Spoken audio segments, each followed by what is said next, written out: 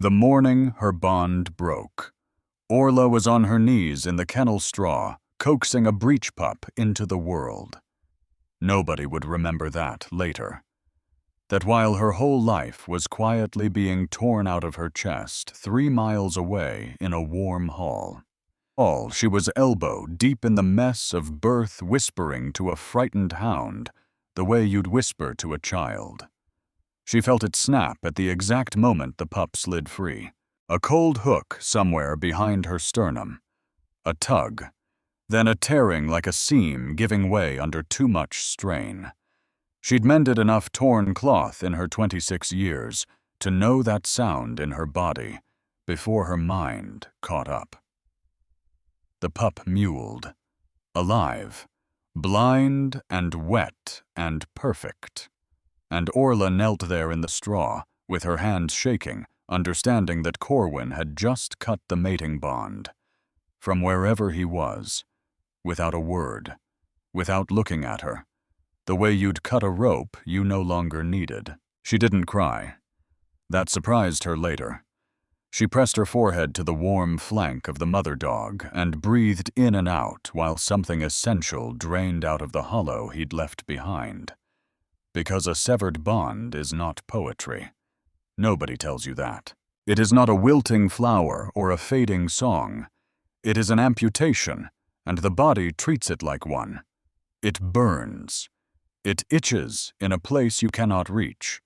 It throbs with a phantom pulse, as if the missing thing still has a heartbeat, still expects to be fed. She was still feeling that pulse that night in the great hall of Duskmere, pressed into the darkest corner she could find. The pillar behind her wept cold water. It soaked slowly through the thin fabric of her gown, and she let it, because the chill was almost a mercy against the fever building under her skin. The dress was 3 years old, slate gray. It smelled of camphor and the cedar chest it had been folded in, and it did not belong at a feast. Neither did she. She had begged to stay behind, had stood in front of Elder Hollis with straw still in her hair, and said, "Please let me tend the pups. Let me scrub the kettles. Let me do anything but stand in that room." And he had looked at her with those tired old eyes and said the thing she'd known he would say. A broken bond is a political matter.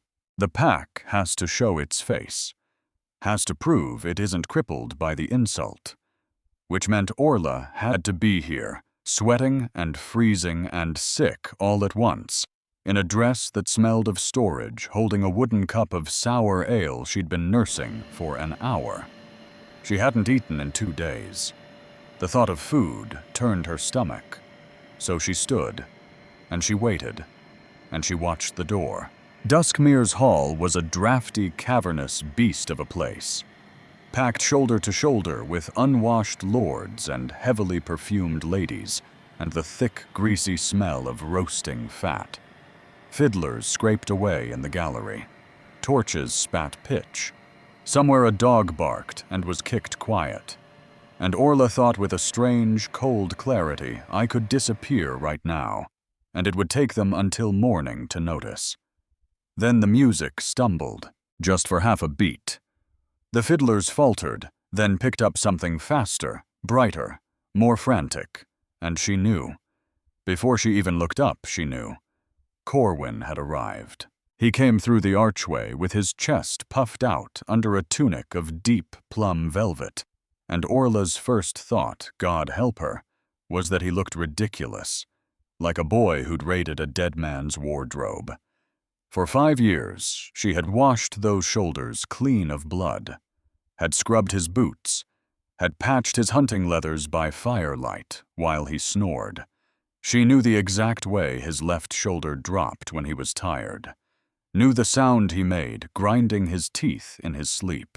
And now he moved through the crowd like a stranger wearing a costume of the man she'd known, clasping forearms, nodding to lords, being seen. On his arm was Cressida. Cressida was everything Orla was not. Small, soft-edged, hair the color of spun wheat skin that had never known a full day of labor under the sun. A lowland pack, hers, the kind that traded in silver and silk instead of timber and blood. Her gown was pale blue, and it whispered against the dirty rushes on the floor. The worst part was not that she was beautiful. The worst part was the jasmine. Expensive, cloying, heavy. It cut through the smell of sweat and roasting boar like a blade, and it reached Orla from 50 paces, and her whole body recoiled from it. She gripped the wooden cup until her knuckles went white. Corwin leaned down, whispered something in Cressida's ear. Cressida threw her head back and laughed a bright, chiming sound, and Orla's jaw ached from clenching. He put his hand on the small of Cressida's back, exactly where he used to put it on Orla's.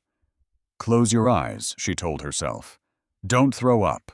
Do not throw up on your only decent shoes." She could feel the others watching. The lesser pack members at the edges of the room, whispering behind rough hands. She knew what they were thinking. The discarded mate. The one who wasn't strong enough, pretty enough, useful enough to hold a rising man. And their pity was worse than any cruelty. It smelled like sour milk.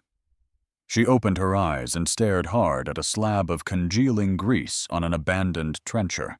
If I stay perfectly still, she thought, perfectly quiet, maybe the night just swallows me whole.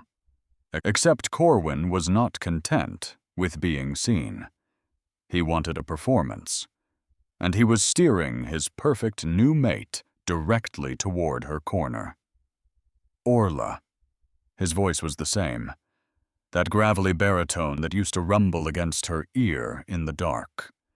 Hearing it now, aimed at her with the polite distance you'd use on a stable hand, made her skin crawl right off the bone. She didn't look up right away. She took her time, swallowed a mouthful of sour ale. Let the silence stretch just past the point of comfort, just long enough to be an insult. Then she raised her eyes. Corwin.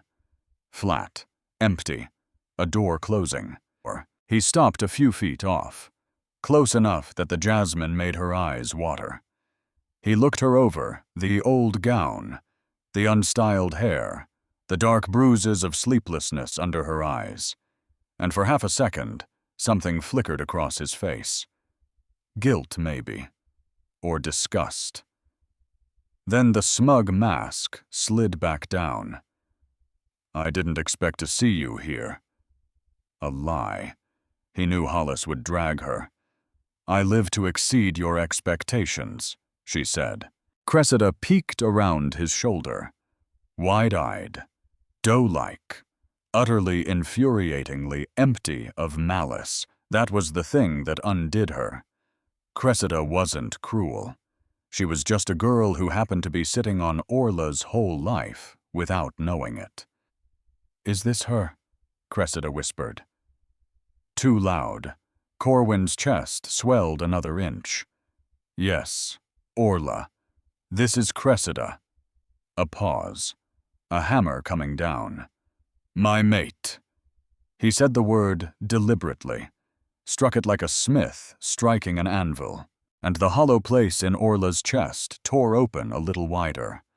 Blood roared in her ears. She didn't scream, didn't weep.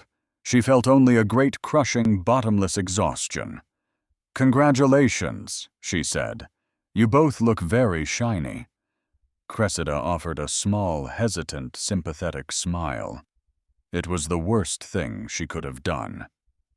"He's told me so much about you," she said, "that you were very capable, with the hounds, and such." Capable. Orla stared at the girl.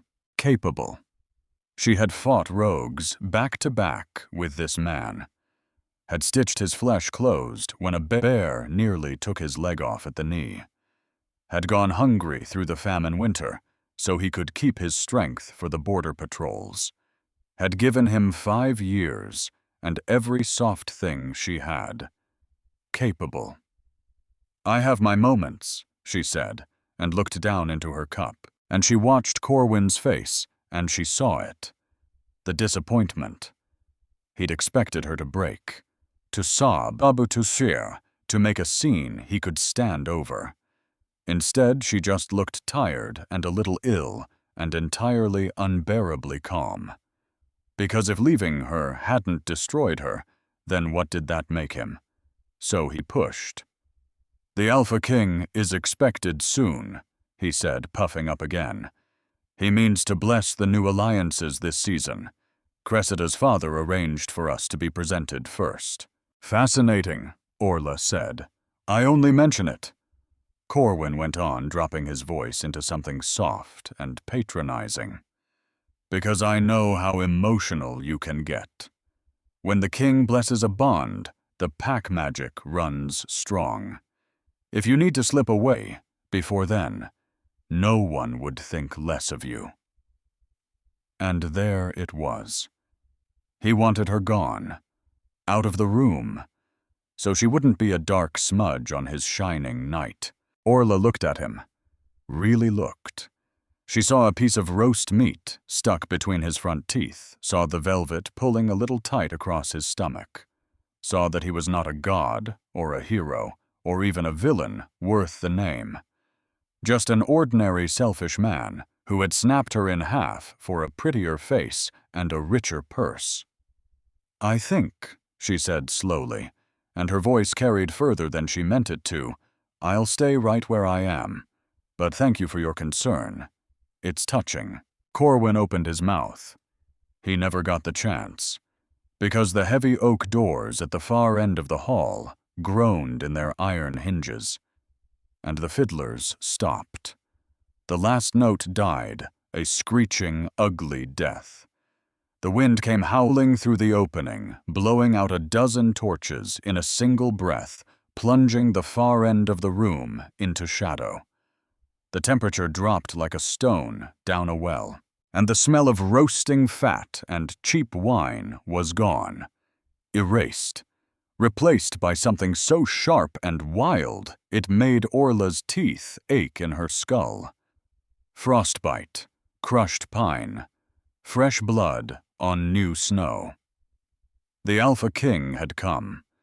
The silence that followed was not the silence of a quiet room. It was the silence of hundreds of people forgetting how to breathe at once. His name was Vale, King of the Northern Wastes. To most of the people in that hall, he was a story told around dying fires to frighten children into obedience. He kept to his fortress in the jagged peaks. He didn't care for balls or politics, or the petty squabbling of the lowland packs. He cared for borders, for war, for discipline. His being here at all was a crack in the natural order of things. Bootsteps rang on the flagstones, slow, deliberate, heavy, and he came out of the shadow. No velvet, no silk, just boiled leather, scarred and pitted from 100 claws and blades, and a thick cloak of black wolf fur across his shoulders, fastened with a crude iron clasp. He was enormous. He towered over the tallest warrior in the room, and his face was a map of old violence, a jagged scar splitting one eyebrow, dragging the corner of his lip into a permanent half-sneer. His eyes were the color of a frozen lake, pale, cold, empty of mercy. The lords and ladies dropped like wheat under a scythe, bowing, curtsying, getting out of his way. Corwin dropped fastest of all. He shoved Cressida to one side and folded into a deep, sweeping bow, dragging her down beside him. This was his moment. The king was coming straight down their side of the hall, and Corwin's ambition was practically humming off his skin. He was ready to be seen, ready to be blessed, ready to step into the inner circle he'd sold Orla to reach. Orla did not bow, not out of defiance. Her legs had simply locked. The pressure of the king's presence was crushing the air, gone thick, pressing on her eardrums, on her lungs. The smell of frost and blood swallowed the jasmine whole, and for the first time all night, she could breathe without gagging. Vale walked down the aisle of bowing bodies. He did not look left, did not look right, did not acknowledge a single murmured greeting. He came to Corwin, and Corwin head bowed wore a tight, expectant grin. He shifted his weight, drew breath to speak the formal words. "My king." Vale did not stop, did not slow, did not so much as glance down. He walked straight past. His heavy fur cloak brushed Corwin's plum velvet shoulder and left a smear of dark damp behind. And Corwin's mouth snapped shut, and his face flushed a deep, bruised, disbelieving red. The king kept walking, straight toward the dark corner, straight toward the weeping pillar, straight toward Orla. Her heart slammed against her ribs. Move, she told herself. Step aside. Bow. Do something.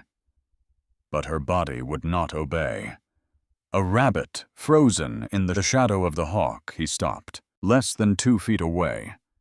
This close, the smell of him was staggering under the frost, and the blood was ozone, that sharp metal tang of the air right before lightning strikes. He loomed over her, a mountain of dark leather and muscle. She gripped her wooden cup and lifted her chin, and refused to flinch, refused to close her eyes.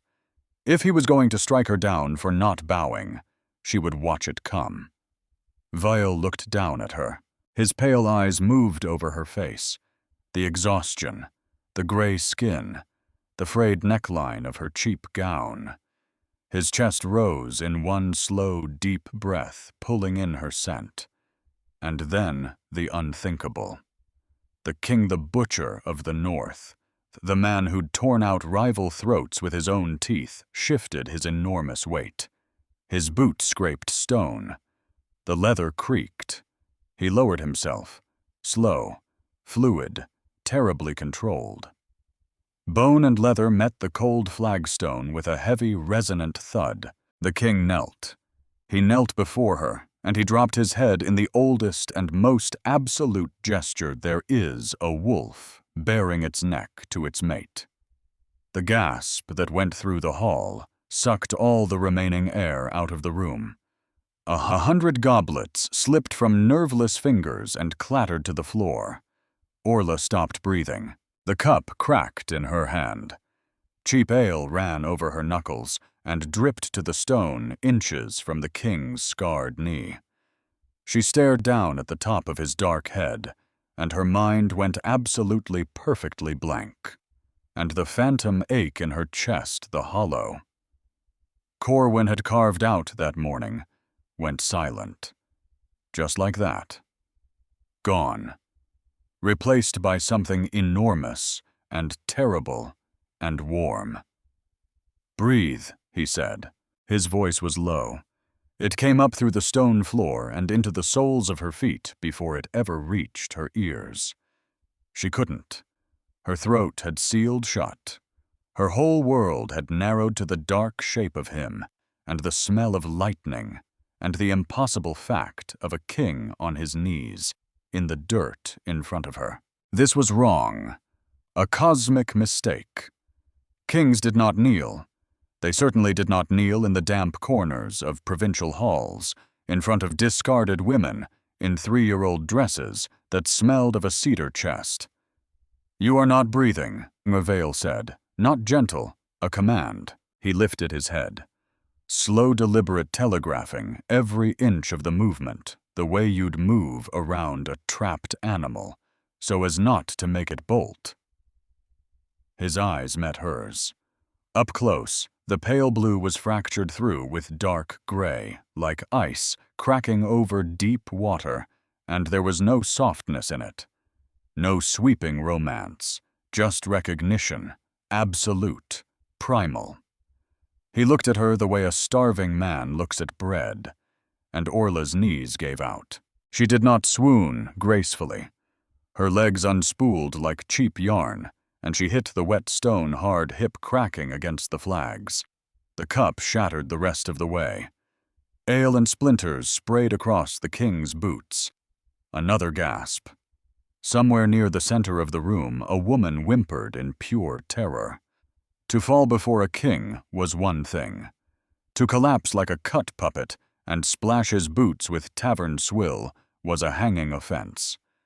Vale did not flinch, did not rise to call his guards. He lowered himself further. From one knee to a full crouch down on the filthy floor with her, his black fur cloak pooling in the grease and dust. He did not seem to care.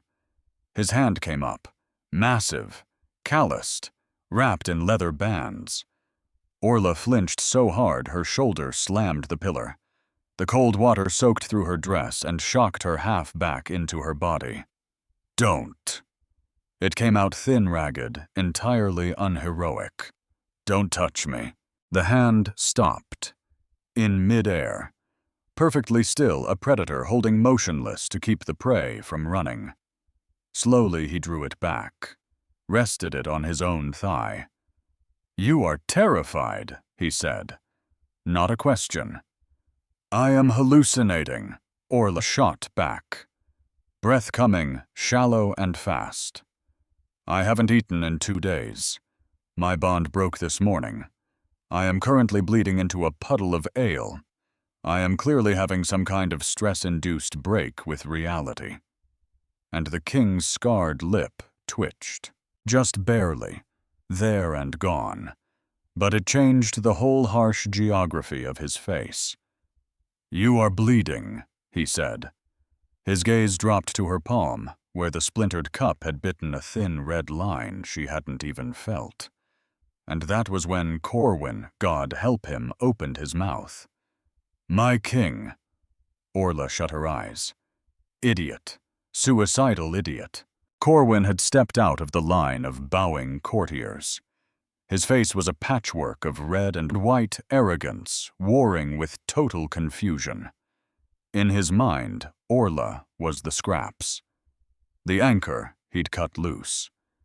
She could not be the mate of the apex predator of the North. "My king, there's been a mistake." His voice steadied as he talked himself into it. "That female is Orla. She is," a hesitation, the word catching. "She is a broken vessel. Our bond was severed. She is unwell." Vale turned his head. Slowly. He did not stand.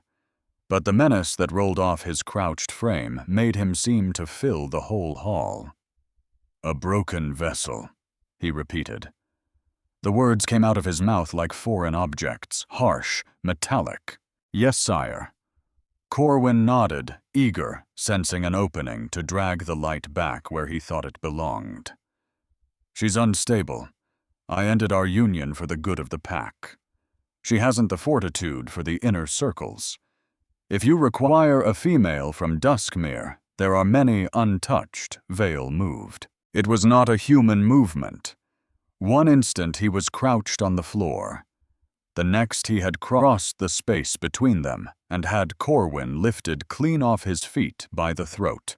One enormous hand crushing his windpipe. Cressida screamed, scrambled backward, tripped over a serving platter, went down in the rushes. Corwin's legs kicked at empty air. His fine velvet bunched up around his ears. His hands clawed uselessly at the iron grip. "You severed a bond with my mate," Vale said. His voice dropped an octave, and the ozone in the room thickened until it tasted like copper on the tongue. "You hollowed out her chest. You left her bleeding in a corner." A pause. "And now you speak to me of her fortitude." "My king," Corwin wheezed, face going a mottled purple. "If you ever," Vale said, and the quiet of it was more terrible than any roar, "speak of her again. If you ever look at her again, I will make you regret drawing breath." A frantic jerking nod. Vale opened his hand. He didn't throw him, didn't fling him aside. He simply let go, and Corwin dropped to the stone like a wet sack of grain, coughing and retching, curling around his bruised throat. The king did not give him a second look. He turned his back on him and walked to Orla. She hadn't moved, still pressed to the pillar chest, heaving, watching the casual ease of it. Corwin was one of the strongest warriors in Duskmere. He'd brought down rogues twice his size, and Vale had swatted him like a fly without his heartbeat so much as rising. "Stand up," the king said, the rage gone from his voice, replaced by that flat, immovable calm. Orla shook her head. "I can't. My legs." He didn't argue. He reached down, ignoring her flinch, and slid his hands under her arms, and his grip was entirely impersonal. But the instant those leather-clad hands closed over her ribs, heat shot through her bones. It bypassed the cold, and the wet, and the exhaustion, and slammed straight into the hollow, aching cavity in her chest. She gasped as he lifted her to her feet, like she weighed nothing at all. "You're coming with me," he said, and let go the moment she was steady. "I can't panic fresh and sharp. My pack, Elder Hollis. I have duties. I patch the hunting leathers, She was arguing laundry with the Sovereign of the North. He stared at her, unblinking. "You have no pack," Vale said.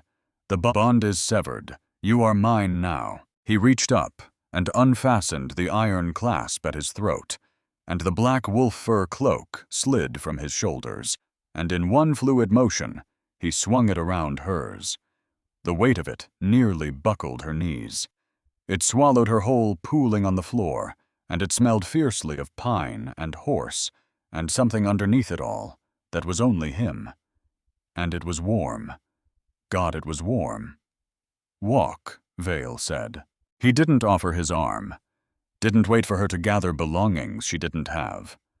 He turned and started back down the long aisle toward the great oak doors and expected her to follow. Orla stood trembling inside the enormous cloak. She looked at the crowd. At Elder Hollis at the head table, his face pale, his mouth clamped shut. He made no objection, made no move to stop her. Nobody did. She looked down at Corwin, still on his knees, wheezing eyes fixed on the floor, stripped of every scrap of the pride he'd walked in with. At Cressida, weeping quietly into her hands. And Orla pulled the fur tighter and understood that she was trading one cage for another. A larger one. An infinitely more dangerous one. She stepped over the shattered remains of her cup and followed the king out of the hall. Stepping out of Duskmere's keep was like walking into the flat of a frozen blade. The wind tore across the open courtyard, carrying fine biting snow that stung her cheeks and blurred her eyes. Orla buried her face in the thick collar of the cloak. It smelled of crushed pine and cold, and it drowned out the last ghost of jasmine and roasting fat, and she was almost grateful for it. Vale walked ahead in long ground-eating strides, and without the cloak he wore only the scarred leather over his broad chest, and the storm did not seem to touch him. At all. He moved through it like it was a minor inconvenience beneath his notice. Orla struggled to keep up.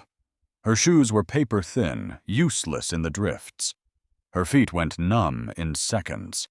Every step was a clumsy, heavy effort, weighed down by exhaustion and shock, and the great garment dragging behind her like a royal train. "My king." A thin voice over the wind. Elder Hollis at the top of the steps. "The roads are treacherous. The storm's worsening. We've prepared the royal chambers. Please honor us. Stay the night." Vale stopped. Didn't turn, just tilted his head, listening.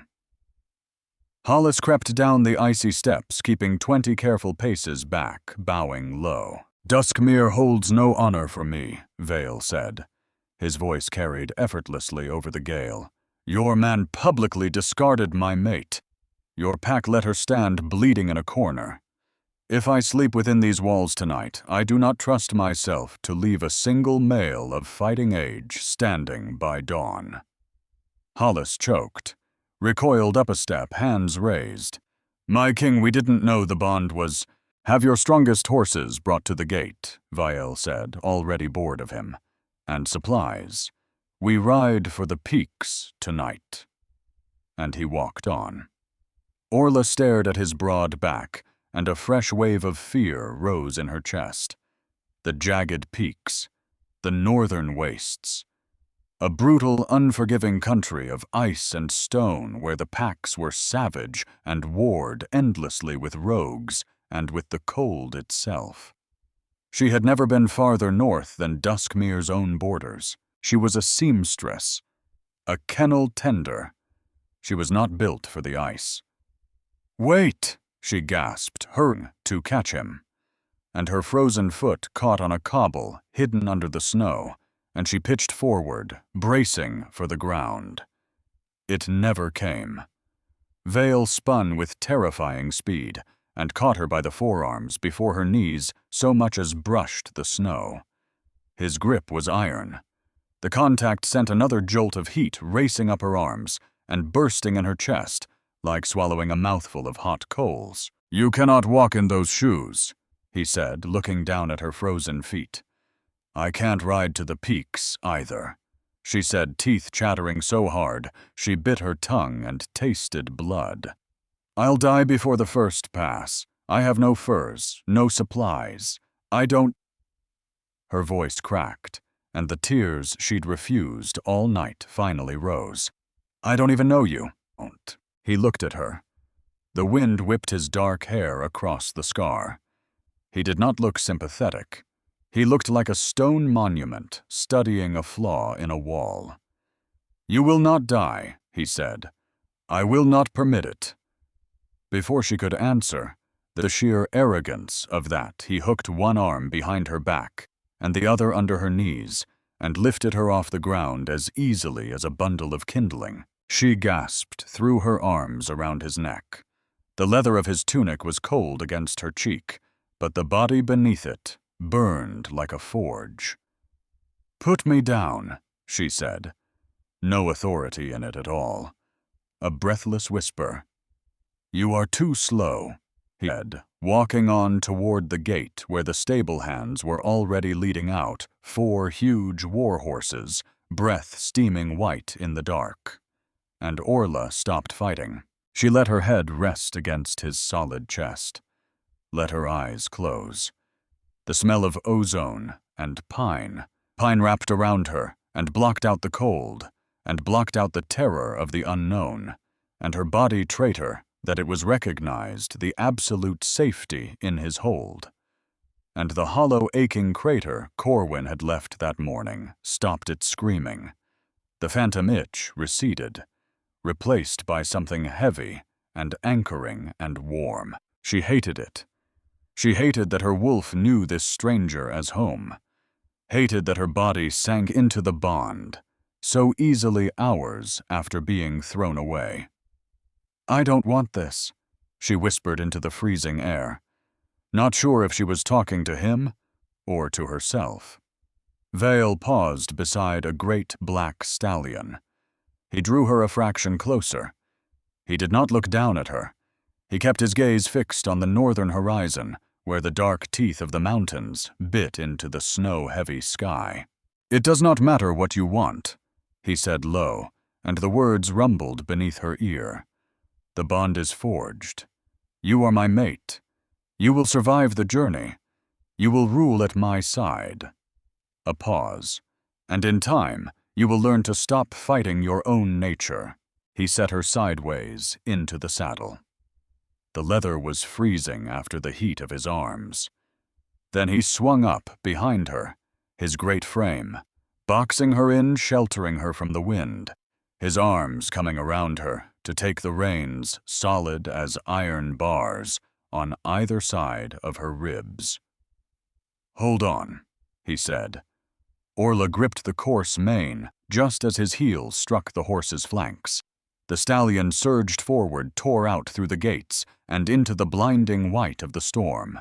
And behind them, the great iron gates of Duskmere slammed shut, sealing away her pack, her past, the only life she had ever known. She rode into the dark, with a monster's arms around her, and a stranger's warmth at her back. And she did not yet know the thing that Elder Hollis had whispered to her, in the moment before she left the hall, the thing that would change everything she thought she understood about her own small, discarded life. He had caught her sleeve at the door, pressed his mouth close to her ear. With the king already turning away, he had breathed 6 words she would turn over and over on that long, freezing ride. 6 words that made no sense at all until much later. Corwin did not break it himself. And then the doors had closed, and the storm had taken her, and the north swallowed her whole. 6 words. Corwin did not break it himself. Orla turned them over for the whole first hour of the ride, until the cold hollowed out her thoughts along with her fingers, and then she stopped being able to hold anything at all. Hours bled into one continuous freezing nightmare. Vale did not slow the stallion. He drove it through drifts that reached the beast's chest, and the snow bit into her exposed skin like a swarm of furious wasps, and Orla lost all feeling in her toes, and then her feet, and then mercifully in most of her mind. I was a wall of heat at her back. That was the only reason she lived through it. His thighs bracketed, hers iron, hard and immovable. His chest pressed against her spine, and his heartbeat came slow and steady, a low drum she felt through her own ribs. And her body traitor, coward animal, leaned into that warmth every time exhaustion loosened her grip on herself. She fought it, kept her spine rigid, refused to slump against him even as her muscles screamed, because leaning into him felt like giving up. And she had already given up her whole life this morning, without meaning to. She would keep this one small thing, this one stubborn inch of space. "You are burning energy you do not have," Vale said. "Gravel over the wind." "I'm fine," Orla lied, teeth chattering so hard she bit her cheek. He said nothing. One great hand dropped the reins, came around her waist, and pulled her flush against him, closing the inch she'd been guarding, and the heat of him swallowed her whole. A soft involuntary sound escaped her before she could stop it. Humiliation burned hotter than the wind. She hated that she needed him, hated that her whole body sighed toward him like a plant toward light. The sky bled from bruise purple into black. The rolling lowland hills gave way to steep, treacherous inclines. The snow thinned, and jagged black rock tore up through it, and the wind smelled of sulfur and old ice. This was the edge of the wastes. He stopped once in the shadow of an overhang, and forced water on her from a leather skin, tipping her chin back with a rough hand when she tried to turn away. "Drink," he said, "or I will pour it down your throat." Not a threat. A logistics problem. She drank. It hit her empty stomach like a stone. He offered no food. He knew her body wouldn't hold it, and then he dug his heels in, and they rode on. 2 hours to the stronghold, he said. Try not to die before we arrive. It would be a waste of a difficult ride. And Orla let out a breath that was half a laugh and half a sob because there was no poetry in him. None. Just brutal plain survival. And somehow that was the least frightening thing about him. She let her head fall back against his shoulder. Finally too tired to hold the line. The smell of lightning and blood became her only anchor as she slid into a dark, dreamless half-sleep. Stone ground against stone. A long, agonized shriek that ripped her awake. They had stopped. Before her loomed a fortress that looked less built than torn from the living body of the mountain. No spires, no glass, no banners, just a great brutal slab of dark gray granite, hunched against the peak like something crouched to spring. Iron braziers flared along the walls, throwing bloody light across the snow. The gate's 2 slabs of rusted iron ground open on groaning chains. This was Bleakhold, the seat of the Alpha King. It looked like a tomb. The smell hit her before they'd crossed the threshold. Duskmere had smelled of pork fat and cheap perfume and damp earth. Bleakhold smelled of raw, untamed carnivore, wet fur, wood smoke, fresh blood. And underneath it, that sharp tang of ozone that echoed Vale's own scent, but lacked its purity. The smell of 100 lethal predators packed into a stone cage. "Do not show fear," Vale murmured against her frozen ear. "They will smell it. And they will test you." "I'm not afraid," Orla lied. "You're terrified. Your pulse is erratic, and you smell like sour panic." He said it the way he said everything. Flat, factual, merciless. "Suppress it. You are the king's mate. Be one." They rode under the dark arch into a wide-open courtyard, and the wind cut off, but the cold stayed trapped inside the walls, and the courtyard was not empty. Dozens of wolves waited, some in human skin, some fully shifted. No cheering, no bowing, no lines of courtiers. These were warriors, heavy furs, scarred leathers, weathered faces, hard feral eyes. Many bore fresh, barely stitched wounds still weeping onto the packed snow. They watched the black stallion come in absolute, eerie silence.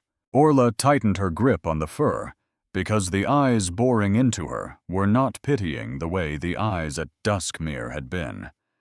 They were analytical, weighing her weight, her stamina, her scent.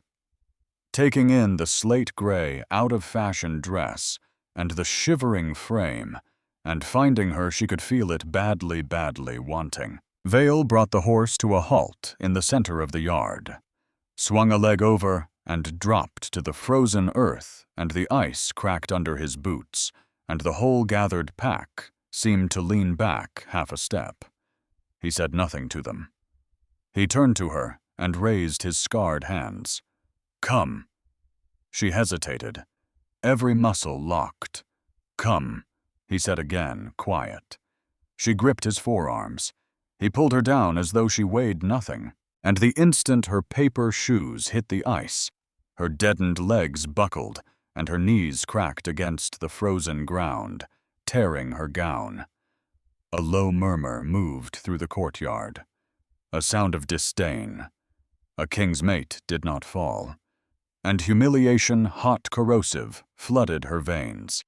It burned off the cold, burned off the exhaustion, burned off the ghosts of Corwin and Cressida and the whole ruined day, because she was damned if she would kneel in the dirt for these strangers. Vale reached to haul her up, and she shoved his hands away, which was stupid, suicidal. You do not reject the Alpha King in front of his pack. The courtyard went dead silent. The tension pulled taut enough to choke on. Vile's pale eyes narrowed. His hands fell to his sides, and he watched her. Orla dug her bleeding frozen fingers into the ice. Her joints popped. Her muscles vibrated with fatigue. She ground her teeth until her jaw ached, and slowly, painfully, an inch at a time, she pushed herself upright. She swayed. Her vision grayed at the edges, but she locked her knees, and she stood. And she did not look at Vale. She looked at the crowd. A woman stepped out from the front line. She was tall, blonde hair woven into tight battle braids. A fresh claw mark ran from temple to jaw, weeping slow drops of crimson, and she wore no cloak, only heavy leather that left her tattooed arms bare to the biting cold. Brenna. Though Orla didn't know the name yet. The woman stalked forward, fluid and predatory, and did not glance at the king for permission. She walked right up to Orla, stopped inches away, leaned in, put her nose to the collar of the great cloak, and inhaled long and loud. She smelled the damp wool, the stale sweat of terror, the faint dying echo of a severed bond, and over all of it, the fresh, unmistakable brand of the king's claim. For one long, agonizing moment, the warrior stared into Orla's eyes. Orla held it, did not blink, poured every scrap of her anger and her bitterness into keeping her spine straight and her feet under her. Then Brenna stepped back, wiped a bead of blood from her jaw with a calloused thumb. "She smells like old grief and cheap ale," she announced to the courtyard. Raspy, loud. Then she looked at Vale. "But she stands when her bones are freezing. She won't break." Vale did not smile, did not look relieved. He nodded once. "Her name is Orla," he said, and his voice carried off the granite. "She is the anchor to my blood. She is queen of the wastes. Any who looks at her with disrespect will answer to me. Any who touches her with malice will not do it twice." Then he turned back to her, his face a stone mask again. He did not offer his arm, did not try to carry her. He knew she had just drawn a line in the snow. "Walk," he said, and Orla pulled the cloak tighter and left faint smears of blood on the dark fur, and walked past the scarred warrior woman, past the feral. Watching eyes chin perfectly level. Walking into a frozen hell, but entirely, absolutely done kneeling. The days after blurred. She slept for the better part of 2, a black, dreamless collapse, and woke in the king's chambers to find her frost-bitten feet washed and wrapped in clean linen. She never saw who had done it, but she suspected. A small woman with silver hair and clever hands started appearing at the edges of her life around then, bringing broth. She could actually keep down, sitting quiet in the corner, while Orla ate. Her name was Sabra. She was the closest thing Bleakhold had to a healer.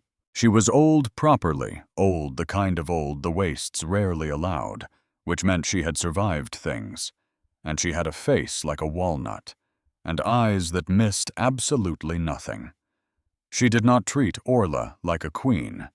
She did not treat her like a broken vessel either. She treated her like a patient. And after a lifetime of being someone's servant or someone's disappointment, Orla found she could have wept from the simple relief of being someone's patient. "Eat the marrow, too," Sabra would say. "You've the bones of a bird. We'll fix that." And Orla ate the marrow. Here is the thing nobody warns you about survival. It is not glorious. It is broth and clean linen and an old woman telling you to eat. It is small. It is stubborn. And it happens whether you have the heart for it or not. She healed, slowly. And as she healed, she did the thing that would, in the end, save all their lives, though nobody knew it yet. She made herself useful, because Orla did not know how to sit still and be a queen. She knew how to work. So she found the kennels. Bleakhold had war hounds, huge, scarred beasts that the warriors half feared, and she walked in among them, the way she'd walked in among Duskmir's dogs since she was a girl. And within a week, she'd birthed a litter, and lanced an abscess, and had the kennel master, a grizzled man missing 2 fingers, looking at her with grudging, astonished respect. And she found the wounded. Bleakhold was always full of wounded. The warriors stitched their own gashes with the enthusiasm of men who'd rather bleed, and Orla, who had closed Corwin's leg to the bone when a bear opened it, took one look at a festering shoulder and reached for a needle. "Hold still," she told a warrior 3 times her size. "You're the queen," he said, uncertain.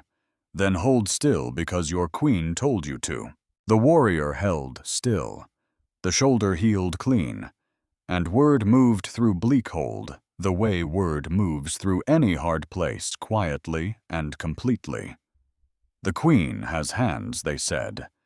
The queen isn't afraid of blood, which was the first time in her life anyone had said a thing about Orla that sounded like admiration. Brenna found her one evening elbow deep in a hound's whelping box. The warrior leaned against the door frame and watched for a while. Then she said without preamble, the way she seemed to say everything. "He's dying, you know." Orla's hands went still. "The king," Brenna said. "He's dying." Orla looked up, and the whole warm little kennel seemed to tilt. "Explain that," she said. So Brenna explained it.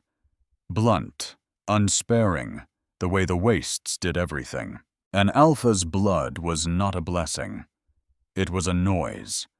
Every heartbeat of every wolf under him, every spike of fear and flare of anger and petty stab of ambition. It rang in his skull, always a pressure that never let up, that ground the mind down like a millstone. Lesser alphas managed it, went half mad by 40, and died in some border skirmish before the madness finished the job. Vale was not a lesser alpha. Vale held the whole North, and the whole North screamed inside his head every hour of every day. "There have been others," Brenna said, "before you, women who quieted it, for a while." A pause. Her jaw tightened. "They don't last. It burns through them. The last one lasted 2 years. Orla felt something cold slide down her spine that had nothing to do with the season. "So I'm not a mate," she said slowly. "I'm a medicine." Brenna didn't deny it. That was the terrible thing. She just looked at Orla with those hard, weathered eyes, and there was something almost like pity in them, and almost like a warning. "The whole hold is watching you," she said, "because you're the only thing keeping him on the right side of the line. And they've watched women die in that bed before." Then she pushed off of the door frame and walked out into the snow and left Orla alone with the hound and the litter and the enormous crushing weight of what she'd just been handed. Not loved, needed, consumed. She had spent 5 years being used up by a man who threw her away when she ran dry. And now she'd been dragged across the world to be used up all over again faster by a king who would burn through her like the others, and then presumably find the next quiet woman to burn. She wanted to run. There was nowhere to run to. And even if there had been the bond, the humming anchoring, traitorous bond pulled her back toward him every single time her mind tried to bolt. She went to Sabra, because where else? She found the old woman grinding something bitter with a pestle, and she sat down hard on the stool and said, "Brenna told me he's dying, that I'm keeping him alive, that the others burned out." Sabra didn't look up from her grinding. "And you want to know if it's true," she said. "I want to know why it's me." Orla's voice cracked. "Why a kennel girl? Why not one of your warriors, someone strong, someone who could—" "Because strength has nothing to do with it," Sabra said. She set down the pestle, and she looked at Orla for a long, long moment, the way you look at someone right before you change their life. "Sit still," she said, "and I'll tell you what you are." "There is an old bloodline," Sabra told her. "Older than the packs, older than the kings. It runs in men, mostly though. Not always. And it thins and hides and skips whole generations. And for a long time now, it has been thought Hun entirely. The Hearthblood, they were not warriors. That was the whole point, the thing that made them precious and made them hunted. In a world built on teeth and dominance, They were the ones who could make the noise stop. An alpha near madness could put his head in a hearthblood woman's lap, and for the first time in years, hear silence. Whole packs used to keep one revered and half-imprisoned, passed down like an heirloom. "The gift is not that to soothe him," Sabra said. "Any warm body soothes a little. The gift is that you don't burn." She tapped Orla's chest over the hollow place Corwin had carved, and Vale had somehow filled. "A hearth-blood woman is a hearth. You can hold the fire without becoming the fire. The others, the ones who died, they weren't hearth-blood. They were just women who loved him and were consumed trying." Orla could not breathe. "That can't be me," she whispered. "I birth dogs. I mend leathers. I'm nobody. I'm the least important person in any room I've ever stood in." "You were hidden," Sabra said simply. "On purpose, as a child. A hearthblood girl raised as a kennel hand in a nothing lowland pack where no one powerful would ever think to look." She held Orla's eyes. "Someone spent a great deal of care making sure you'd never know what you were worth." And in that moment, 6 words came back to Orla like a bell struck in the dark. Corwin did not. She said them aloud, and Sabra's clever old face went very still. "No," the healer said quietly. "I don't imagine he did." Here is what took root in Orla over the following weeks, quiet as a seed under snow. That she had never been the discarded thing she'd been taught to believe. That the pity she'd smelled all her life, that sour milk pity, had been built on a lie. That the small, useful, overlooked woman who mended other people's ruin had been all along the rarest soul in the North, and someone had worked very hard to keep her from knowing it. It did not make her feel powerful. Not at first. It made her feel robbed. And it changed something between her and Vale slowly in the long nights of that hard winter. They began without deciding to know each other. I would come to the chambers late, ozone, sharp and grim from whatever a king does all day, and she would be there, mending armor by the fire. His armor, because she couldn't stand the sight of a torn seam, and he was covered in them, and the noise in his head would ease, and she could see it happen. The way his shoulders would come down an inch, the way the permanent sneer of the scar would soften. She was not doing it on purpose. That was the strange part. She was just there, being herself, and the being herself was the medicine. "You're staring," she said one night without looking up from the seam. "You mend better than the man who made this," he said. "That's not a compliment. Your armorer is terrible." And the scar twitched, that almost smile. And Orla looked back down at the leather very quickly so he wouldn't see her own. He taught her to read the maps. On the nights he couldn't sleep, which was most of them, he'd spread the great inked charts of the North across the table and show her the passes and the rivers and the places where the rogue packs bled across the borders, and she learned the shape of the country she'd been dragged into. She patched his armor, and he traced her the edges of his world, and neither of them called it what it was. It wasn't insta-love. It wasn't a fairy tale. It was 2 guarded, damaged people, circling closer over mended leather and inked maps, learning that the other one was not in fact the monster they'd braced for. And that was more dangerous than any madness. Orla could survive being used. She'd done it before.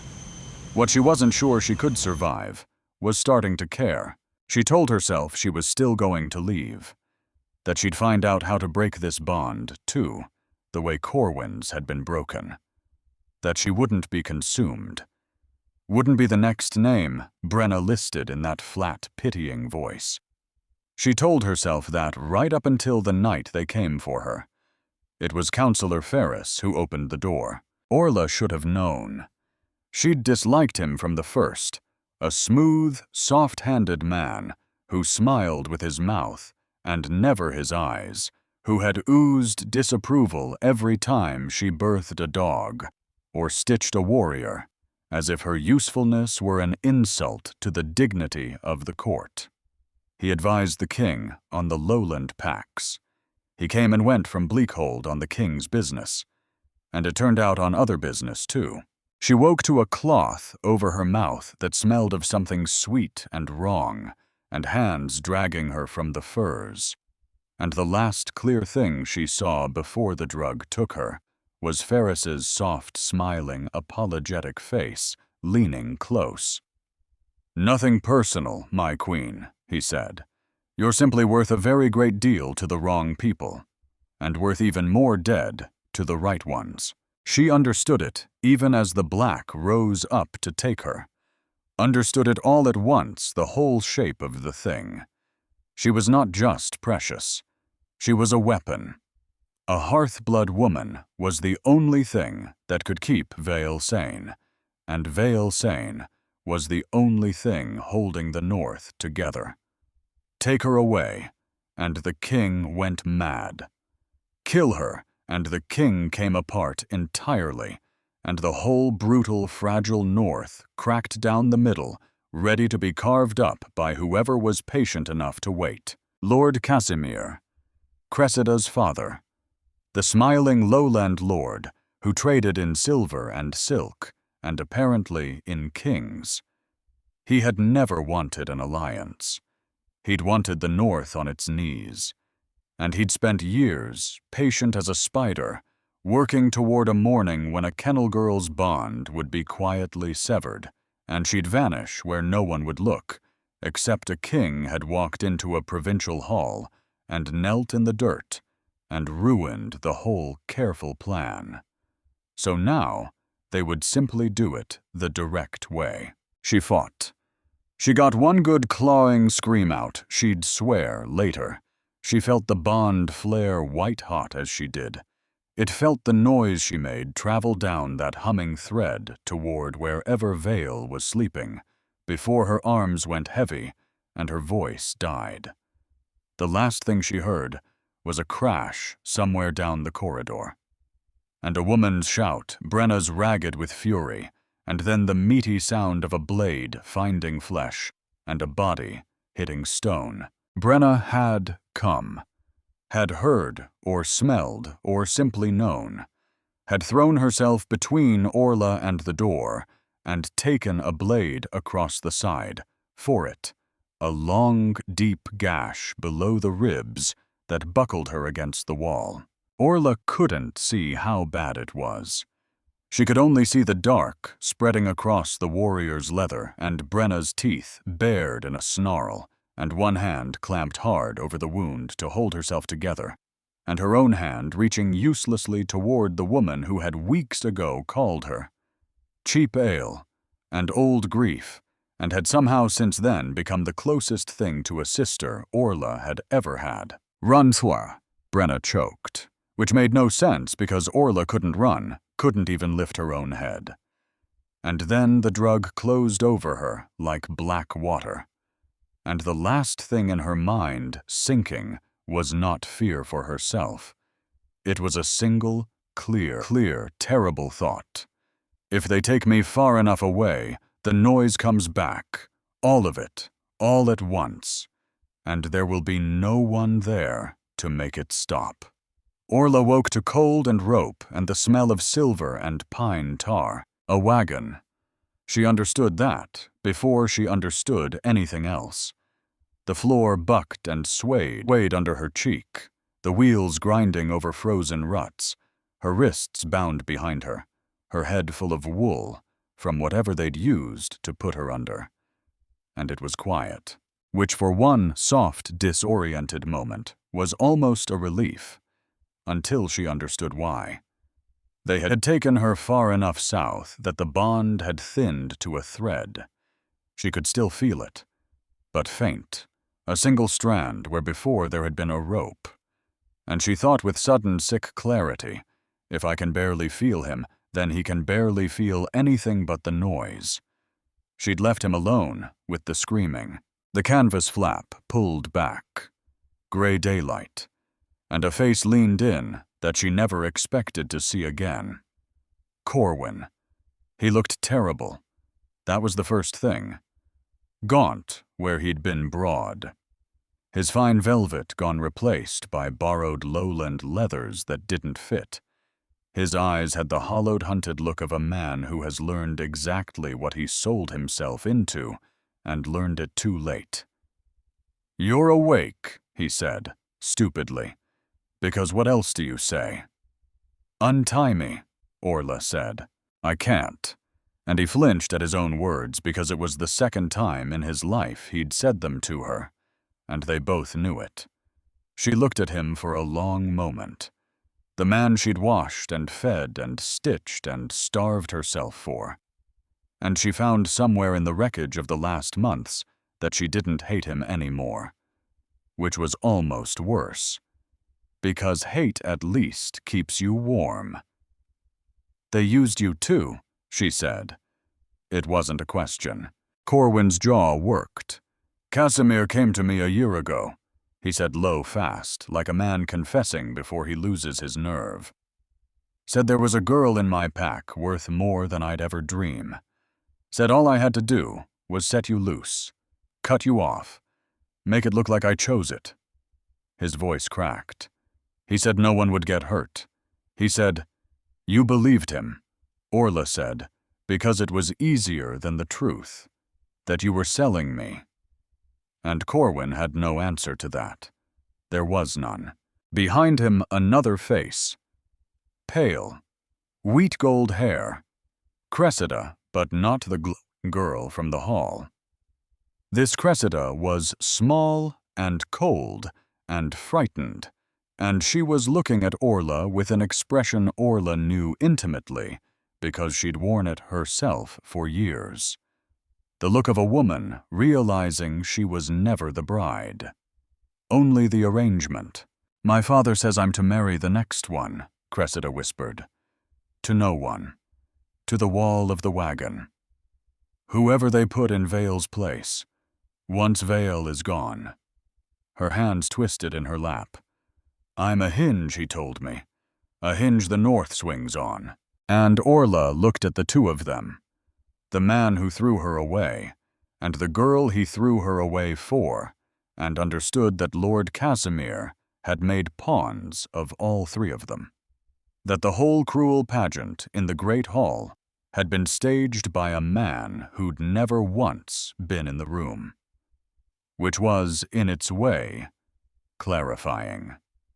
Because it meant her enemy was not Corwin's weakness or Cressida's beauty. It never had been.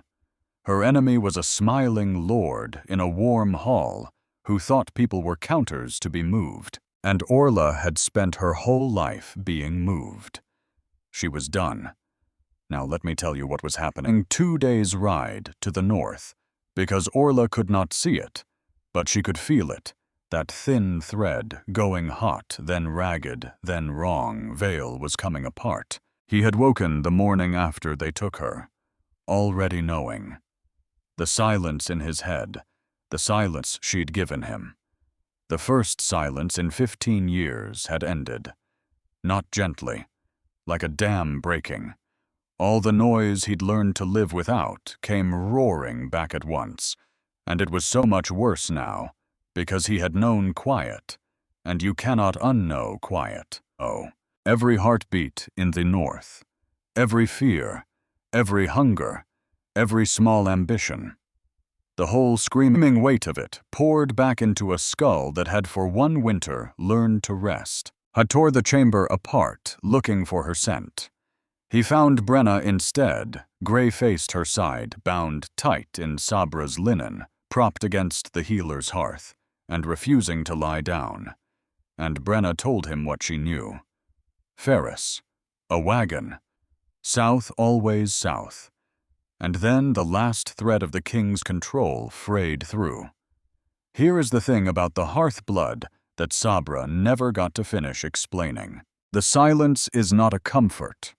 You can lose without cost. Once an alpha has known it losing, it doesn't return him to how he was before. It breaks something further. A man can carry a weight his whole life if he's never set it down. Set it down for one winter, then have it dropped back on him, and it crushes him. They chained the king, his own warriors, weeping some of them as they did it.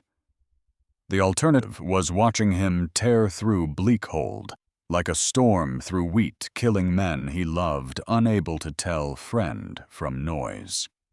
They chained the King of the North to the iron frame of his own bed, and they listened to him howl, and they counted the days until either she came back or he stopped being a man at all. Sabra sat with him, the old healer.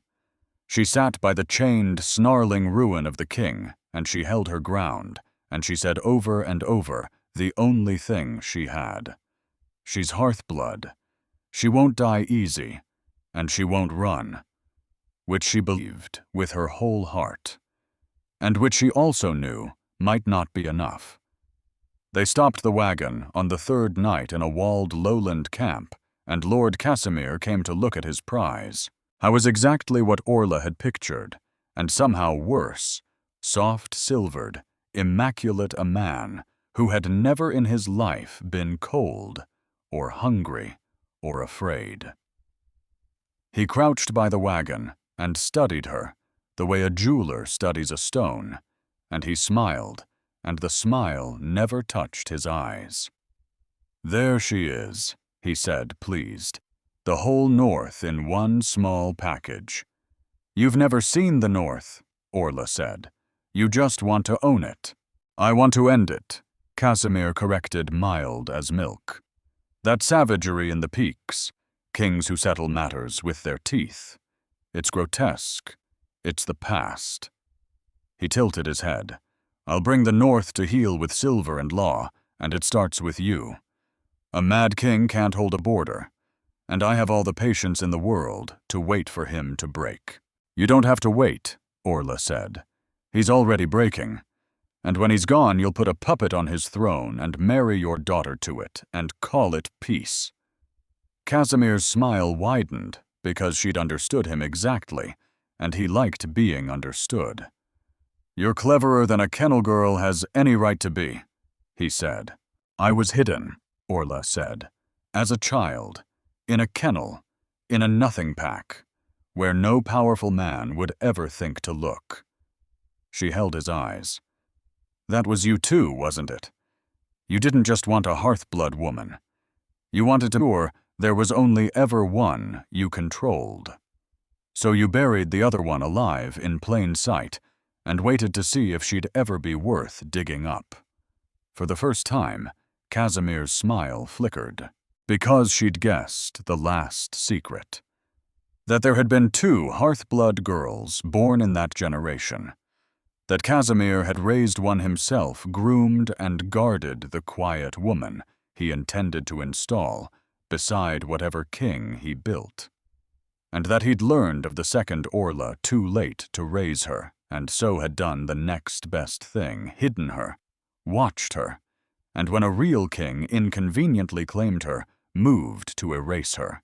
"It doesn't matter what you've worked out," Casimir said, and the mildness was gone now, just cold underneath.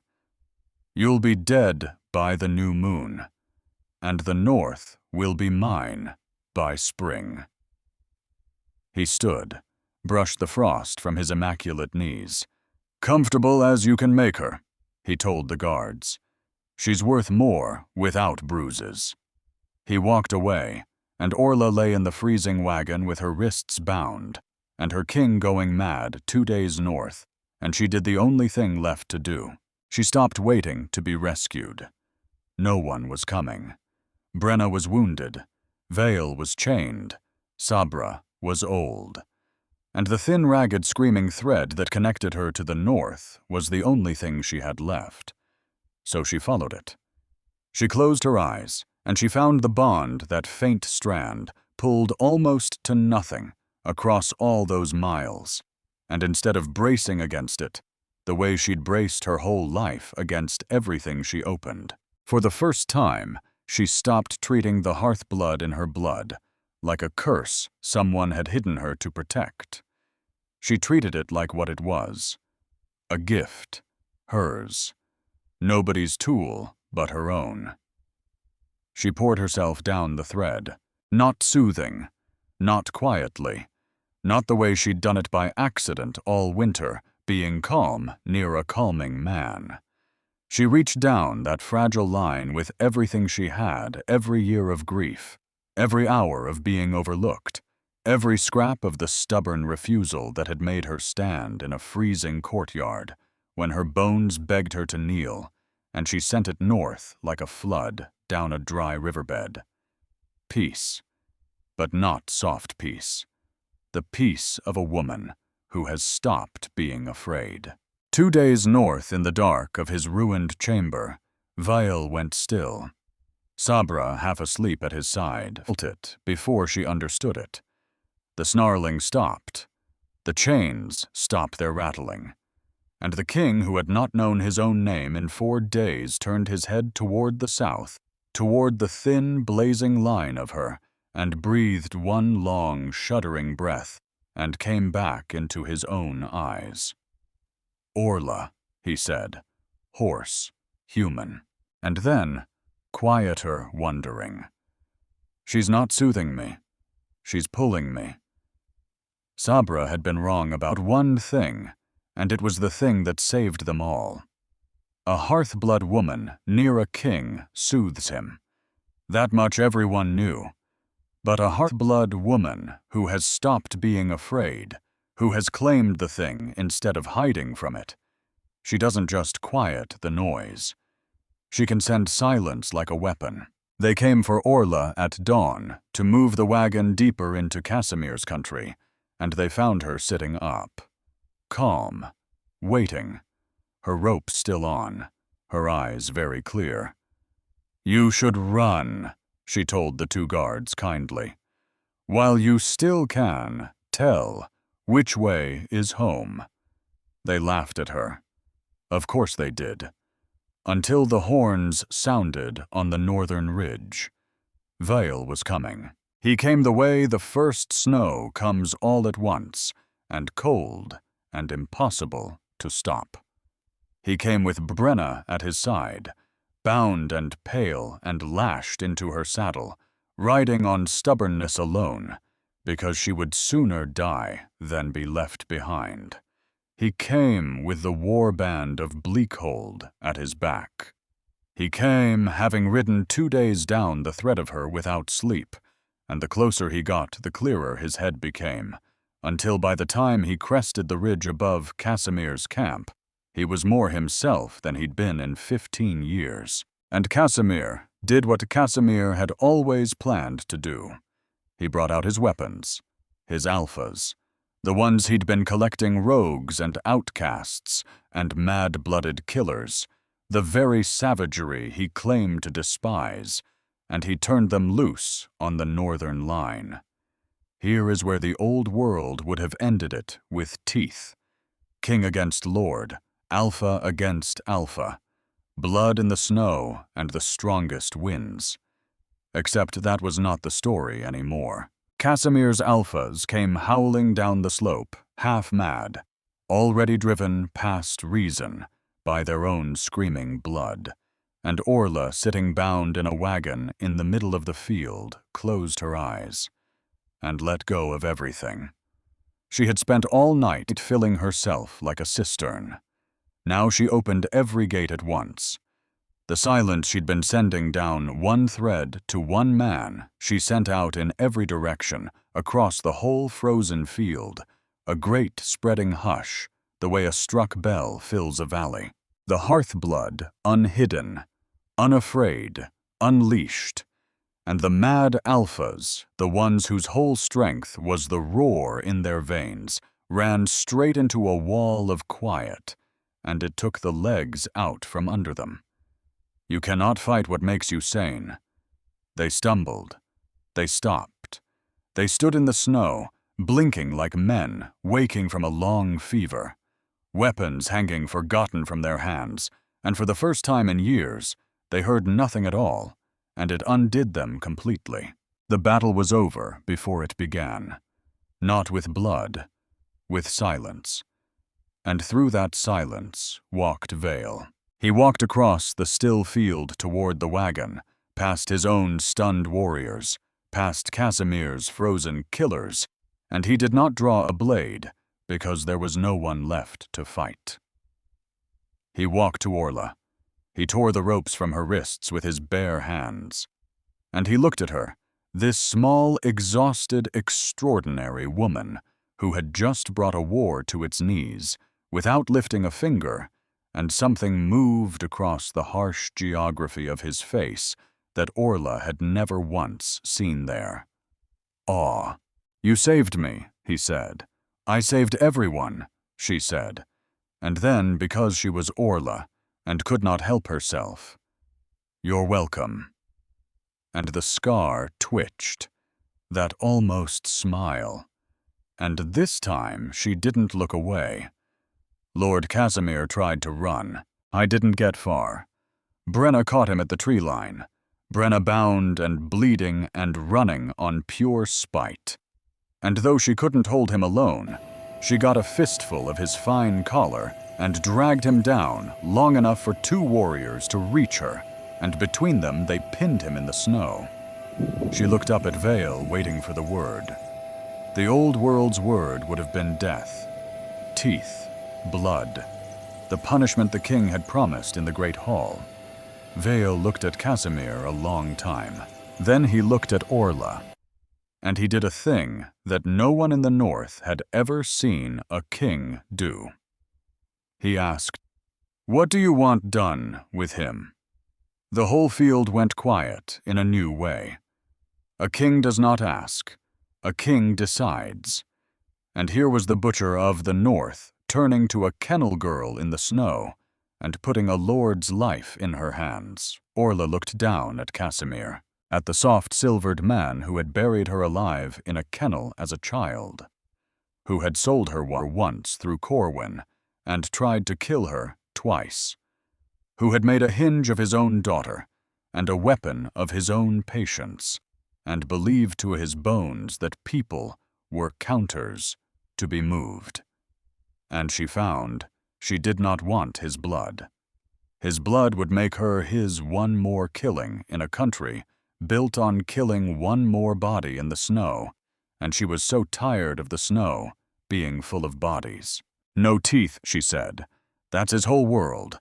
Strength decides, and the strong take what they want. If we kill him with teeth, we prove him right. We just prove the North is exactly the thing he says it is." She crouched down, made Casimir look at her. "You don't get to be a martyr," she told him. "You don't get a warrior's death. You get to live. In the far peaks in the cold, you were always too soft to survive. Watching a kennel girl rule the North, you spent your whole life trying to steal." She stood. "That's the punishment. That you have to watch it work." And Casimir, who could have faced death with a lord's cold dignity, broke. Because she was right. There was no dignity in it. Only years of watching the world refused to be the ugly thing he'd bet everything on. They took him to the peaks. And there he stayed. Councillor Ferris did not escape either. He had run the moment the northern horn sounded, but a country he'd betrayed had no corner left to hide him. Brenna's own scouts ran him down in a lowland ravine within the week and brought him back in irons, and he was stripped of his rank and his name, and sent to the same cold peaks as the master he'd served to grow old on the far side of the walls he'd tried to sell. Corwin and Cressida, they let go.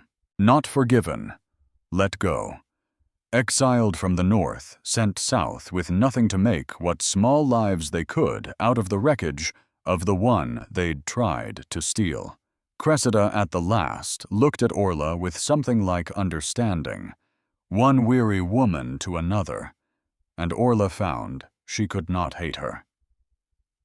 "He'll do it to you too," Cressida said quietly, meaning her father, or meaning men, or meaning the world. "Throw you away when you're not useful." "No," Orla said. "He won't, because I know what I'm worth now, and you can't throw away a woman who knows that." And Cressida, walking into her small exile, seemed to carry those words with her, like a coal held in cupped hands. Here is the part that mattered most, the part Orla had needed to understand from the very first night when a king knelt in the dirt of a provincial hall and ruined every plan against her. She asked him on the long ride home why he'd knelt there, then, in front of everyone, because it had never made sense. A king does not kneel to a discarded woman in a room full of lowland lords. It made him look weak. It bared his throat politically, the way kneeling bears a wolf's throat in the flesh. Casimir could have used it.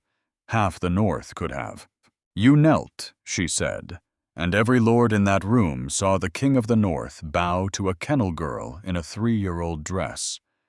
"You handed them a weakness. You must have known." "I knew," Vale said. "Then why?" And the king was quiet for a long while, the horse moving under them, the peaks rising white ahead. "Because they had spent all night deciding you were nothing," he said finally. "Your own pack. The man who threw you out. That whole room agreeing that you were a broken thing that didn't matter." A pause. "I could have quieted the noise in my head by taking you out of there. I could have done it standing, grabbed you, carried you off. It would have cost me nothing." He turned his head, looked down at her. "But if I'd done that, they'd have been right. You'd have been a thing I took. And you had just spent 5 years being a thing men took." His jaw tightened over the scar. "So I knelt, where all of them could see, so that not one soul in that hall could ever again pretend you were nothing. It wasn't for the bond, Orla. It wasn't even for me." Very quiet now. "It was so you'd know that you were worth a king's knees, whatever it cost me." And Orla, who had not wept when her bond broke, who had not wept when Corwin paraded his new mate, who had swallowed a lifetime of being overlooked without a single tear, Orla wept then, because no one had ever in 26 years spent something to make her matter. They had only ever spent her. There was one last thing to settle, and Orla settled it herself. Sabra taught her over that spring that a bond could be unmade, that a hearth-blood woman of all people held the power to sever it clean, no butchery, no amputation, no hollow left behind. Orla could break the thing between herself and Vale, and walk south a free woman, owing nothing, owned by no one, and no king could stop her. She learned how. And then she stood in the king's chamber with the knowledge of it warm in her hands. And she told him, "I can leave," she said. "I found out how. I can unmake it clean and walk out that gate, and you can't stop me. Nobody can." She watched his face. "I could go find out who I'd have been, if nobody had ever hidden me, if nobody had ever thrown me away, or dragged me off.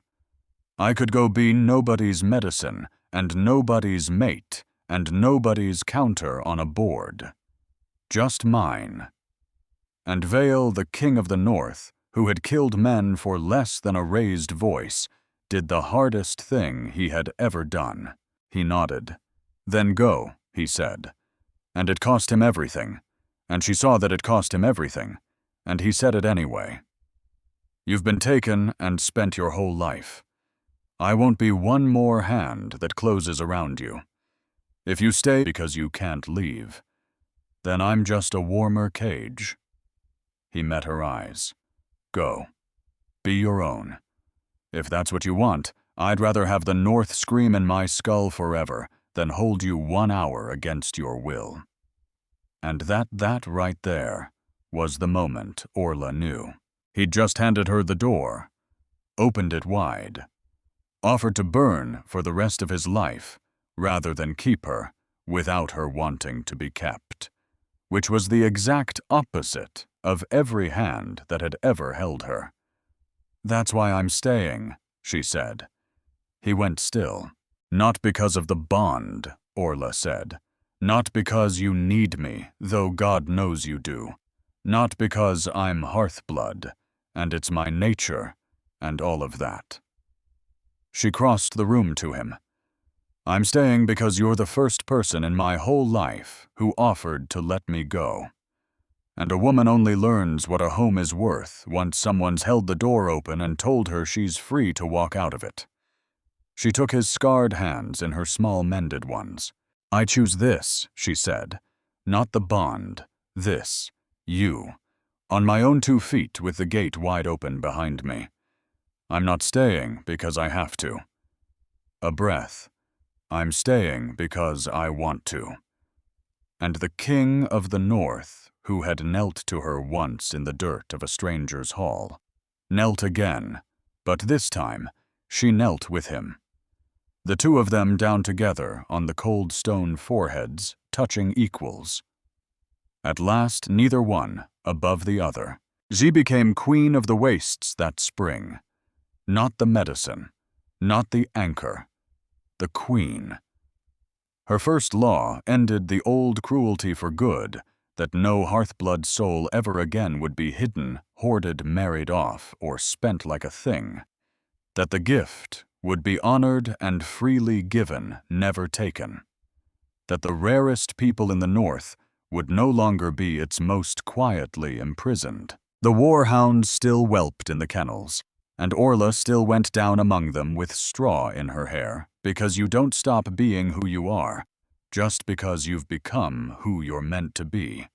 And the noise in Vale's head stayed quiet, not because she soothed it, because for the first time in either of their lives, they had both stopped being afraid. So if there's a woman out there who was ever thrown away, told she was too plain, too old, too used up, too ordinary to matter to this, you were never the broken thing.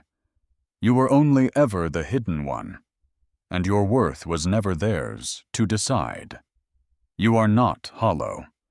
You were only ever waiting to be filled by your own 2 hands.